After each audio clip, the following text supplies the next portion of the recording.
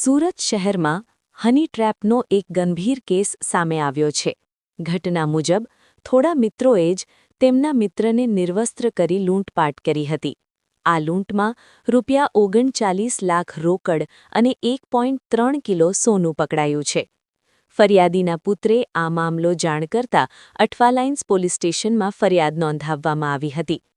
ફરિયાદ પર તરત કાર્યવાહી કરીને પોલીસે તપાસ શરૂ કરી.